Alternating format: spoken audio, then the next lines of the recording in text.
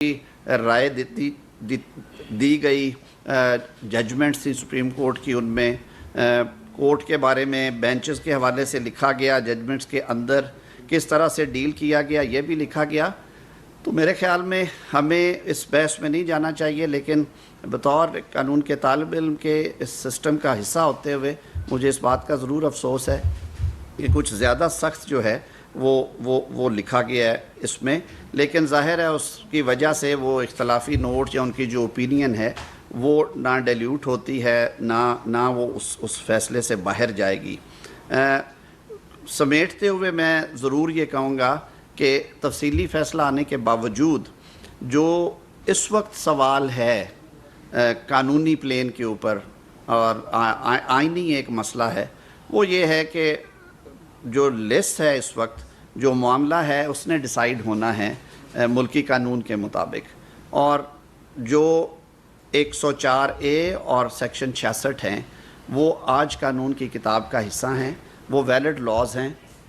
ان کی موجودگی میں اب یہ سیٹس کس طرح سے ایلوکیٹ ہونی ہیں،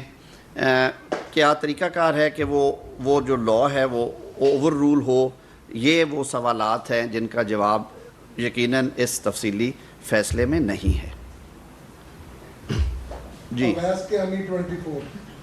جی سر، تھینک یو. یہ بتائیں کہ اب اس فیصلے کے بعد تفریق تو نظر آ رہی ہے، اور اس وقت صورتحال یہ ہے کہ پریکٹس اینڈ پروسیجر کمیٹی کا اجلاس تھا، اس میں منصور علی شاہ صاحب جو ہیں وہ اٹھ کے چلے گئے، اور اس جو آرڈیننس ہے اس پر بھی ان کے تحفظات تھے. یہ تمام تر ڈفرینس، اور اس میں جو آپ نے بات کی 2 ججز کے حوالے سے جو ان کا جو نوٹ آیا ہے، تو الیکشن کمیشن کے حوالے سے بھی ایک چیز انہوں نے بڑے واضح لکھی ہے کہ وہ اپنا کام نہیں کر سکے، اور سارا اس فیصلے کی امپلیمنٹیشن اور جو ریویو والے جو معاملات ہیں کب تک پکچر جو ہے وہ واضح کلیئر ہو سکے گی سر؟ ویسے دیکھیں 2-3 چیزیں آپ نے میری توجہ کروائی ہے. درست کہہ رہے ہیں کہ ایک تو اسی جس طرح میں معزز جج صاحبان کے بارے میں بات کر رہے تھے، الیکشن کمیشن ایک آئینی ادارہ ہے اور آئین پاکستان اسے ایک انڈیپینڈنٹ سٹیٹس دیتا ہے. عدالت نے خود لکھا کہ ان کے پاس بھی کافی اختیارات ہیں کہ وہ کمپلیٹ جسٹس کرنے کے لیے مختلف قسم کے آرڈرز پاس کر سکتے ہیں. انہوں نے تمام فریقین کو نوٹس جاری کرنے کے بعد، تمام سیاسی جماعتوں کو سننے کے بعد، اور وہ کئی روز یہ کیس چلا تھا، انہوں نے ایک فیصلہ کیا جس کو چیلنج کیا گیا چوائس کر کے. اصولی طور پہ میں سمجھتا ہوں کہ وہ چیلنج اسلام آباد ہائی کورٹ میں ہونا چاہیے تھا، وہ پشاور میں فائل کی گئی، وہاں پہ جو سینئر موسٹ 5 جج صاحبان تھے ان کے سامنے وہ معاملہ گیا. آج تک کا سیٹلڈ لا بھی یہی تھا کہ سیٹس جو ہیں وہ انڈیپینڈنٹس کو ایکسکلوڈ کر کے دی جاتی ہیں. اور یہاں پہ کیس اور ہے، انڈیپینڈنٹ سے بھی بات آگے چلی گئی کہ انہوں نے خود ایک اپنی سیاسی جماعت بنا کے، یعنی کہ اس میں شامل ہو کے سنی اتحاد کونسل میں اپنا کیس کلوز کر دیا.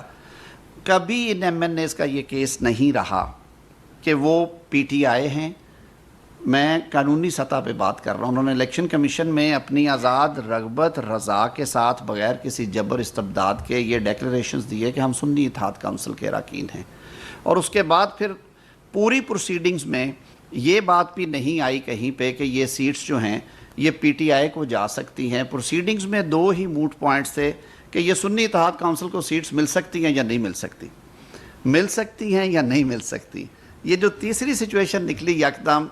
جس کے بارے میں لوگوں نے کہا کہ یہ وہ 63A کی طرح آئین کو دوبارہ ری رائٹ کر دیا گیا ہے، میں سمجھتا ہوں کہ عدالت جو ہے وہ تشریح کرتے ہوئے اس حد تک تشریح نہیں ہونی چاہیے کہ جو پلین لیٹر آف لا ہے کانسٹیٹیوشن کا وہ ہی بالکل تبدیل ہو کے رہ جائے، کہ جو ٹائم لائنز دی گئی ہیں آرٹیکل 51 اور 106 میں ان کی حیت بدل گئی، ان کے تابع کہا گیا ان اکارڈنس ود لا ہوگا، قانون کہتا ہے کہ وہ ڈیکلریشن فائنل ہوگا. تو یہ سارے سوال ہیں. رہی بات پریکٹس اینڈ پروسیجر کی، تو دیکھیے فل کورٹ نے اس کا جائزہ لیا.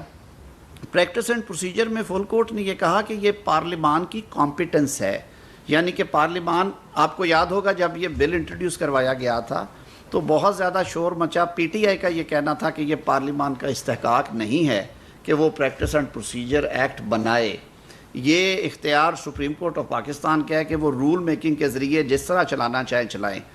فل کورٹ بیٹھی، انہوں نے پارلیمان کے استحقاق کو اپروو کیا اور انہوں نے کہا ہاں یہ پارلیمان کا استحقاق ہے اور اس طرح کی قانون سازی ہو سکتی ہے.